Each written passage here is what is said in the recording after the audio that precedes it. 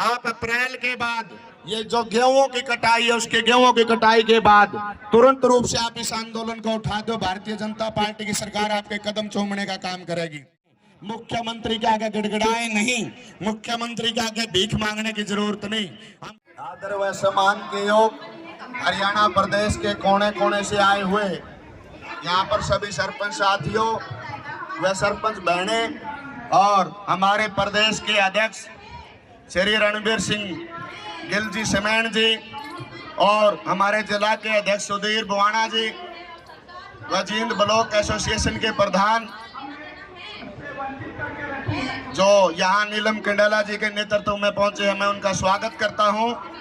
और भाई साहब, ये आपको मैं बताना चाहता हूं प्रदेश अध्यक्ष जी, आपने ग्रुप में डालने का काम किया था कि 500 से ज्यादा सरपंच परमिशन नहीं मिली है, इसलिए वहां ज्यादा ना आए, ओनली सरपंच यहाँ पहुंचने का काम करें। मैं दावा और विश्वास के साथ कहता हूं, चाहे दाएं और बाएं आप जगह लगा करके देख लो, हम जींद के लोग इस पंडाल को भर देते अगर आप इशारा करते तो। और जो हरियाणा प्रदेश की सरकार ने जो आज के दिन सरपंच के साथ हालात पैदा करने का काम किया है, मेरी एक आपके चरणों में गुजारिश है सभी सरपंचों की, जैसे एक बूथ और 10 यूथ भारतीय जनता पार्टी के लोग अपना संगठन बना रहे हैं, इसी तरीके से सभी सरपंच सभी मेंबरों को साथ में लेकर के एक बूथ और 30 यूथ, उसमें चाहे महिला हो, चाहे युवा साथी हो, पुरुष हो, आप इस तरीके से बनाने का काम करो ताकि सरकार का कलेश काटने का काम करें।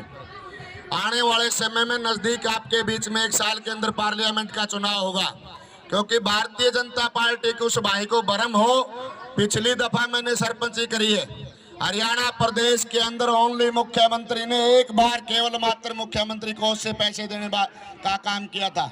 जो मुख्यमंत्री अनाउंस होती है, हर साल सरकार का बजट होता है, लेकिन मुख्यमंत्री को चाहिए कि हर साल अपने बजट में सरपंचों को देने का काम करे गांव के विकास के लिए।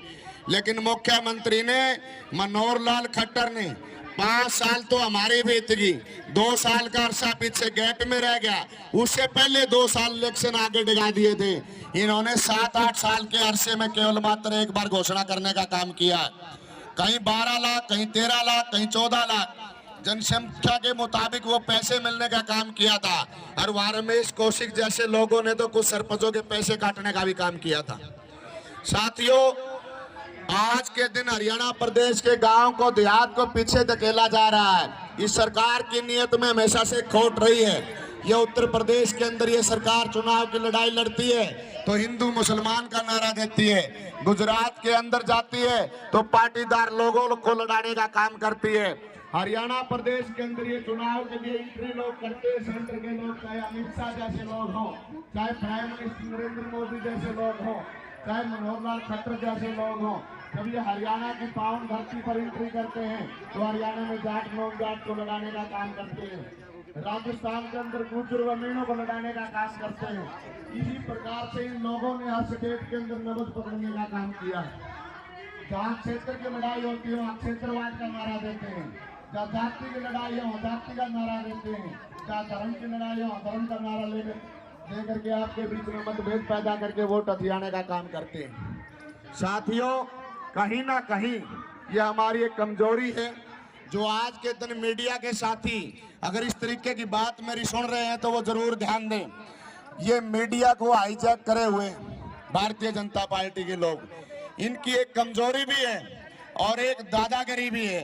ये पहले मीडिया को हाईजैक करते हैं और जो लोग इनके खिलाफ आवाज उठाते हैं उसको जेल में डालने का काम करते हैं, हमारे लोगों को डराने की बात करते हैं। हरियाणा प्रदेश हमेशा से अगर नहीं रहा है, हरियाणा प्रदेश के लोगों ने अनेकों लड़ाई लड़ने का काम किया है। हमने हमारे पूर्वजों से सुना है, उन्होंने राजाओं के राज देखने का काम किया था, अंग्रेजों के राज देखने का काम किया था, अनेकों लड़ाई लड़ने का काम किया था। साथियों, आज के दिन जरूरत है तो समझने की, भाईचारे की, इकट्ठा होने की जरूरत है। साथियों, भारतीय जनता पार्टी के लोग बहुत कमजोर किस्म के लोग हैं। अगर चुनाव का समय आता है, एक बटन दबाने में 5 सेकंड लगते हैं। अगर उस सरपंच गांव का जिम्मेवार व्यक्ति है। छोटे से छोटे गांव का 500 से ज्यादा मतलब वोट डलवा सकता है सरकार के खिलाफ, लेकिन नेम लेकर के जाओ, आप शपथ लेकर के जाओ कि भारतीय जनता पार्टी का कलेश काटने का काम करेंगे। चुनाव का समय आएगा, ये लोग आपके बीच में आएंगे, झोली फैलाने का काम आपके बीच में करेंगे, तरह तरह के झूठे वादे देंगे, पुरानी बातों को भुलाने का काम करेंगे। साथियों, आज के दिन भारतीय जनता पार्टी के लोगों ने, आपने देखा दिल्ली के बॉर्डरों पर किसानों को बिठाने का काम किया। ये भाई कोई नरेगा वाले साथ में बैठे हैं, कहीं कोई बैठे है, मैं गारंटी देता हूं जब पार्लियामेंट का चुनाव आएगा तो इस जंतर मंतर पर तिल गिरने की जगह नहीं पाएगी। हर व्यक्ति का बैनर लगेगा, चाहे कर्मचारी है, अधिकारी है, दुकानदार है, व्यापारी है, किसान है, मजदूर है, हर व्यक्ति को इस तरीके के बैनर लगवाने का काम ये भारतीय जनता पार्टी की सरकार करेगी। ये उद्योगपतियों की सरकार है, पूंजीपतियों की सरकार है, टाटा बिरला, दालमिया, अनिल अंबानी व अडानी जैसे लोगों की सरकार है। इसकी सरकार को चलाने वाले बड़े बड़े उद्योगपति लोग हैं। और नरेंद्र मोदी जो देश का प्राइम मिनिस्टर है, ये कहते हुए शर्म आती है। तो भाई जो मुकदमे दर्ज करते हैं, लोकतंत्र की हत्या करते हैं, उन नेताओं का मैं घोर विरोध करते हैं, हम घोर निंदा करते हैं। साथियों, पहले की सरकार देखी थी आपने, ये भारतीय जनता पार्टी की सरकार में वाजपेयी भी प्राइम मिनिस्टर बना है, बहुत अच्छा व्यक्ति था। हम किसी पार्टी के विरोधी नहीं है, हम किसी व्यक्ति विशेष के विरोधी नहीं है, क्योंकि उसकी सोच अच्छी थी। लेकिन जो प्राइम मिनिस्टर है, मैं गारंटी के साथ दावा करता हूं इसको अधूरा ज्ञान है, ये तानाशाही से सरकार चलाना जानता है। इसी तरीके से अमित शाह के जो हालात पैदा किए हैं इन्होंने, दिल्ली के अंदर आपने देखने का अवसर प्रदान हुआ है। चाहे केजरीवाल की सरकार भलाए हो, लेकिन केजरीवाल को भी दबाने का काम किया। जो लोग इनके खिलाफ आवाज उठाते हैं, मनीष सिसोदिया जैसे लोगों को जेल की सलाखें दिखाने का काम किया। साथियों, समय आएगा, ऐसा समय आएगा, पार्लियामेंट के अंदर विपक्ष में बैठने के लायक भी भारतीय जनता पार्टी और एनडीए की सरकार नहीं बचेगी। लेकिन समय लगेगा, उस समय में हमें बदलाव करने की जरूरत है, हमें साथ देने की जरूरत है। साथियों, कभी अगड़े व पिछड़े के नाम पर लड़वाते हैं, कभी जात व धर्म के नाम पर, कभी धर्म व मजहब के नाम पर हमारे बीच में बखेड़ा पैदा करके वोट हथियाने का काम करते हैं।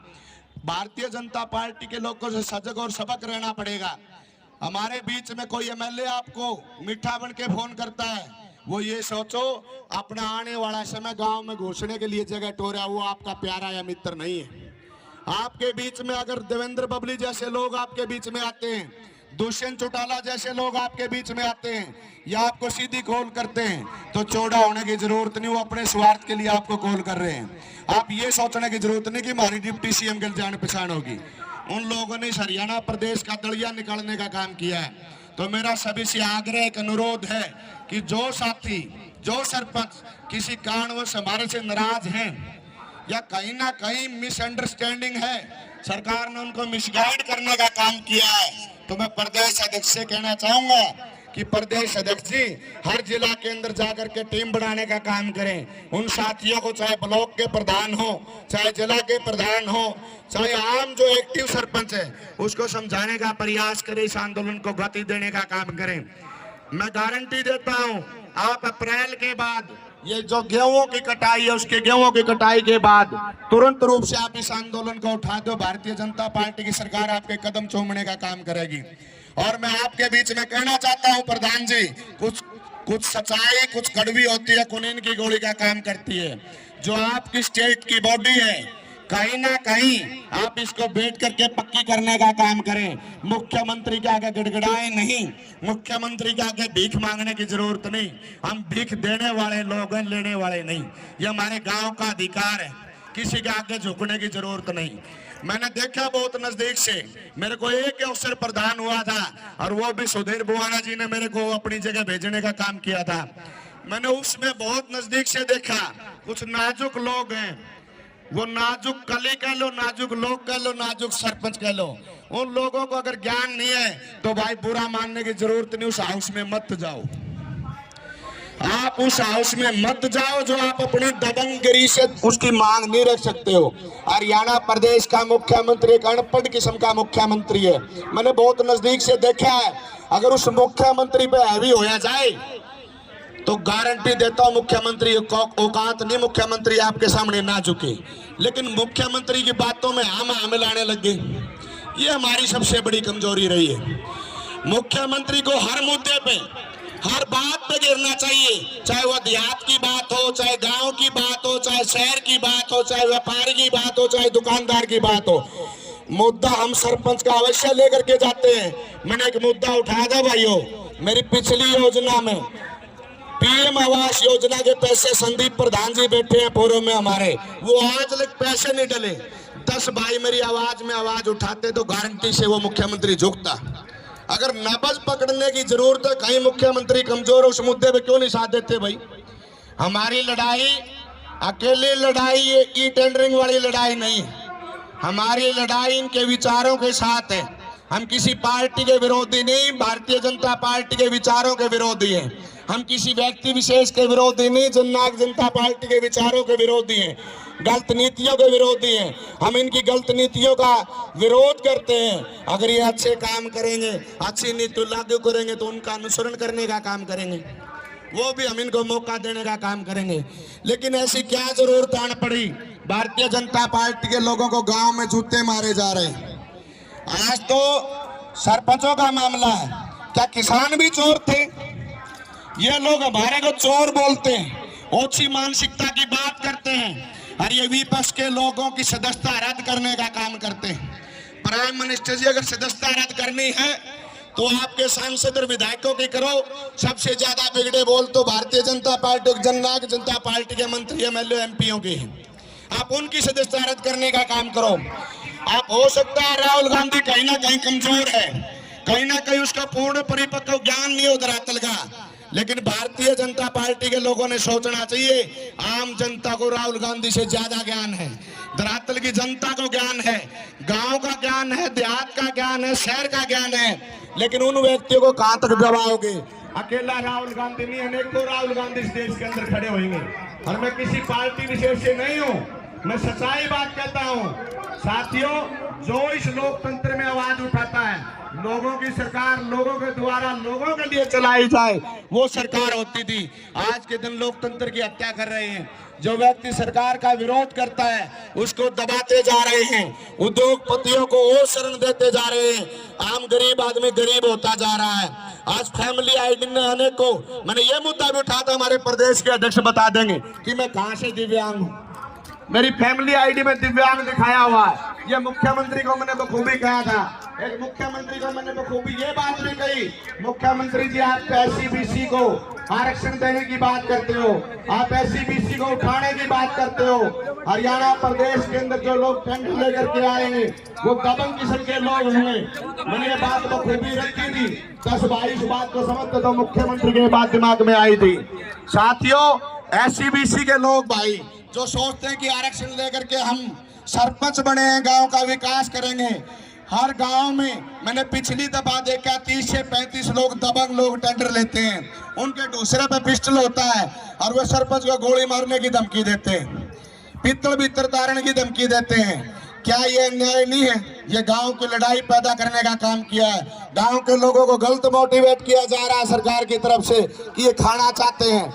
अरे मुख्यमंत्री जी, हजारों करोड़ रुपए का घोटाला दुष्यंत चौटाला ने किया। राइस मिल का घोटाला आपकी विधानसभा के अंदर उठा, एफड का घोटाला आपकी उसके विधानसभा के अंदर उठा, इसी प्रकार से शराब घोटाला आपके वहां उठा, रजिस्ट्री घोटाला विधानसभा के अंदर उठाया गया।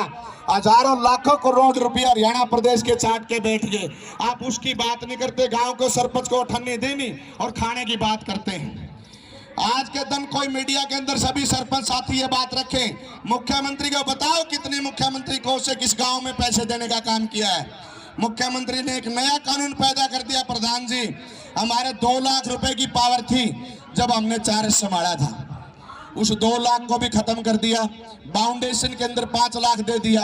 आपके गांव का 50% पैसे का टेंडर लगवाना पड़ेगा, चाहे वो पंचायत फंड है, चाहे पीआरआई है, चाहे वेट स्कीम है, चाहे अन्य स्कीम है, कोई भी है। स्टेट फाइनेंस कमीशन का पैसा है, सेंट्रल फाइनेंस कमीशन का पैसा है, वो हमारे खाते में आता था, हमारे खाते में डलता था, हमारे गांव का विकास का पैसा था। शर्म की बात है, कई पंचायतों के तो मैंने देखा, मैं वहां साइड में कई करोड़ की इस तरीके की कई कई करोड़ की इस तरीके की पंचायतें हैं जो पंचायत का फंड है, क्या हम वो पंचायत का फंड सरकार को दे दें? फिर सरकार क्या मक्खी मारेगी, हाथ पे हाथ धर के बैठेगी? तो हम अपना पैसा ही सरकार को दे दे, हमारे को क्या देगी? फिर क्यों वाहवाही लूटते हैं, लेकिन हमारे अधिकार को भी क्यों हनन करते हैं? पैसा मुख्यमंत्री ने हमारे को देना नहीं, लेकिन हमारा पैसा भी क्यों छीन रहा भाई?